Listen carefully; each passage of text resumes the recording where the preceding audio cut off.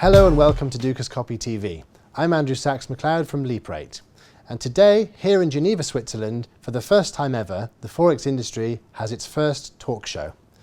And I'm joined in the studio by Karin Zalkberg, Chief Executive Officer of Carinza. Hello. James Azar, also co-founder and director of Carinza. Thank you.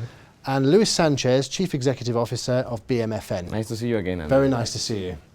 And we're going to be covering several subjects today, one of which we'll start with is what to focus on when selling. This is a very poignant matter in today's industry and something which the entire industry sector has been discussing. So we're looking at how to build a good, strong sales team. So Karin, what's your opinion on that? So first of all, in order to to establish a good sales floor, there is three elements that we have to be focused on. The first one is HR, the second one is training, and the third one is motivation. Now, if you combine all those three in your company structure, that means, for example, HR, how to select the right salespeople, that you will have the right HR recruitment process, and then if you have the motivation, the right motivation model in order to motivate these people, and also master IBs or all the people that is working with the sales floor, and you combine with that training all the time, constantly. You train the people what to do, how to do, and when to do what the right way, so you will achieve very systematical results for the long term and good results. That's a healthy sales floor. Makes sense, and this is something you've got a lot of experience in, because a lot of the one of the services that your particular company provides is exactly that, to give the resources to companies how to not only train but motivate and generate good ROI from their sales teams, as well as engage the sales team. That's right. Mostly we are focusing on giving the right agenda, the right system, how to sell and how to do the great marketing to the end users, and of course to increase results. Also, we are focusing on motivational sessions, which creates a very good atmosphere to do business with. You know, if you know how to motivate the right people and how to lecture and to deliver the agenda, sales agenda, marketing agenda, and to make them believe in themselves that they can actually preach that to the end user, so you will get results by that. And building a strong team is really instrumental in that. That's element. right. That's right. Yeah. And this is to work in order to create the right HR. You have to invest in your HR all the time, constantly. We are not machines. We are human beings, and people is not only after money. The most important thing, people is focusing on development. They want to be developed. And if you will develop your people by giving them on-job training, teach them, they will learn new things and new approach. They will have all kind of diverse tools, how to approach the end users. So they will make more money, they will be satisfied, and you can retain them for the long term. That's for sure. And I think in your firm. That's right. And I think that this is something which is now, in such a global industry as ours, is something which finding the strong team and recruiting the right people and maintaining them is important, and it differs for specific areas. And this is something which Carinza also is going to do this particular function in many parts of the world. And this is something that James has a lot of experience in. And James, welcome to the show. Thank you. And in the Middle East is an interesting region for you at the moment in this respect. It always is, yes. The Middle East is a very diverse region, simply because it's sales vary from culture to culture.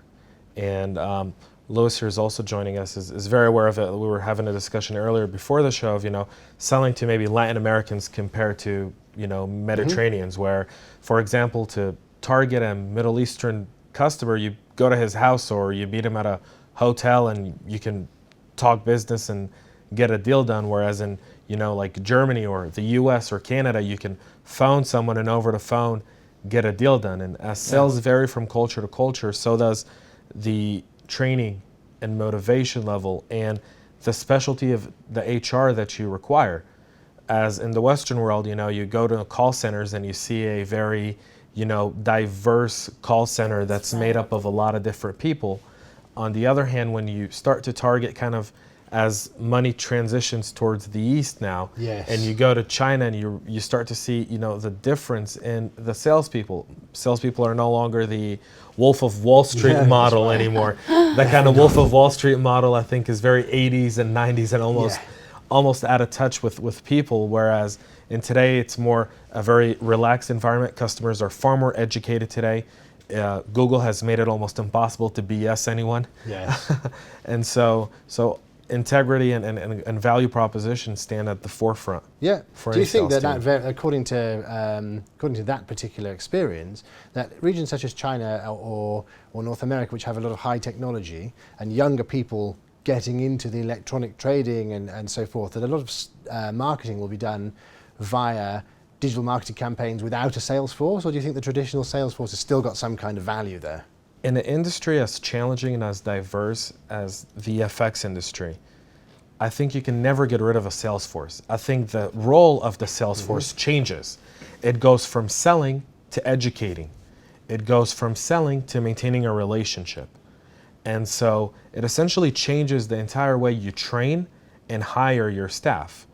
Because at that specific point, when you're targeting a more educated, more sophisticated crowd, your sales process has to be adjusted. It does. I agree. It's no longer 2009. No, and I think that there's now a more belt, if you want to call it, it's a belt and braces approach to the recruitment of salespeople. It's no longer the ill-fitting jacket and the strange kind of attitude walk that used to be the case. I think That's this is right. now a dying thing. It's not about the salespeople. It's not about the sales team. It's not about the marketing team. It's about the client. Yeah, it is. And there's so much electronics now in finding those clients. Right. You need to put the client in focus, in the center. That's exactly right. And I think Lewis has certainly something else that is important on that Yeah, matter. well, something to add, Andrew, is, I do agree with Karim and James about the motivation. Motivation is very important. It has to come to a level that the sales force, we as managers, we have to do financial budgets, we have to do sales strategies, we have to do creative marketing. But the salespeople who have this stress, they have this pressure to go to their goals, and we have to deal a way that they feel part of a family. For example, you need to sit with them and ask them, how are you? What do you feel? What do you need? If anything happens to you, I'm here. Tell me your ideas. They can be right or they can be wrong, doesn't matter. Open door politics. Even me as a CEO, I told my employees, listen, here's the door, come and tell me any idea that you have. And we have to tell them what is the vision of our company, what do we want for them, what are they expecting. How many times an employee does the job because they're being told to be done, not because he understands why he has to do it. So and Karim was right. Not every culture is driven by money. Some people by a thank you for your job, good night for this, and you're a great employee, is a rewardable. Yeah. Especially in some cultures. So it's effectively a local and personal corporate structure for a global audience. Correct. At the end of the day, what the companies want, you have to motivate your employees, you have to bring the results, you have to pay them well, and you have to make the shareholder happy. That's it. Exactly right. And 20 years ago, or for example, just as a continue to what you said right now, I want to emphasize that because this is very, very important. 20 years ago, the top of the pyramid was the CEO. Correct. That's the company. The top of the pyramid was the CEO. And then on the bottom of the pyramid was the sales team. That's right. Today, the pyramid have to be opposite. The top of the pyramid is the sales team, because you got a great product, you got a great service, but if you're not going to sell, so how are you going to survive? So who cares what the great managers you have in the company or things like that? That's right, especially in very online businesses where there's no physical product. All online businesses have to rely on that because of the high turnover of a customer can take their service elsewhere, and that doesn't just mean the end user. That could be a technology provider as well. They can call and say, that's it, disconnect me, I've got a better deal somewhere else. And that's it. This happens all the time, and that's why it's certainly that's important. So that's absolutely right, and very interesting topic, which we'll definitely be talking more about very shortly. I'm Andrew Saks-Mcleod from Leap Rate. This is Dukascopy TV. Join us for part 2 of the Forex Industry Talk Show. Stay tuned.